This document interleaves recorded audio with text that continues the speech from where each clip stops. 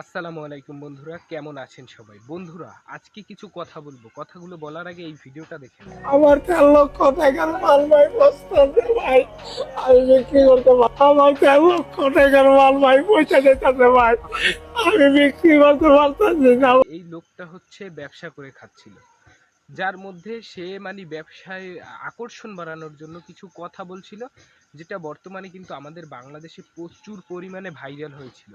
ওই কিরে রসমালাই রসমালাই মধু, মানে এইভাবে বলে সে কিন্তু তার ব্যবসাটাকে আর কি গ্রো করাচ্ছিল। এই সময়ে মানে বাংলাদেশের আবহাওয়া এইটা হয়ে যায় ভাইরাল। ভাইরাল হওয়ার পরে দেখেন মানে তার প্রতি এখন মানুষের এতটা আগ্রহ বেড়ে গিয়েছে যে সে এখন ব্যবসা করে খাবে সেটাই পারতেছে না। মানে মানুষ এমন করতেছে, যার কারণে দেখেন তার কিন্তু ১.৫ লক্ষ টাকার মানে মাল আটকা পড়ে গিয়েছে। তাকে কিন্তু ব্যবসা প্রতিষ্ঠান থেকে বের করে দেওয়া হয়েছে, যে তার জন্য অন্য ব্যবসায়ীরা ব্যবসা করতে পারতেছে না। তো এইটা হচ্ছে আমাদের বাংলাদেশের অবস্থা। এই কাজটা ভাইয়ের সাথে যা হয়েছে আপনারা কমেন্টে জানাবেন ঠিক হয়েছে কিনা। মানে আমার বাঙালির এমনই ভাই, এমনই করি। এখন ভাইটা কিন্তু অনেক মারাত্মকভাবে বিপদে পড়েছে। তো সবাই ভাইটার জন্য দোয়া করবেন, নিজের নিজের জায়গা থেকে সচেতন হবেন, অন্যের ক্ষতি না করাটাই ভালো। তা আমার মনে হয় ভিডিওটায় কোনো ভুল ত্রুটি হয়ে থাকলে ক্ষমা করে দিবেন।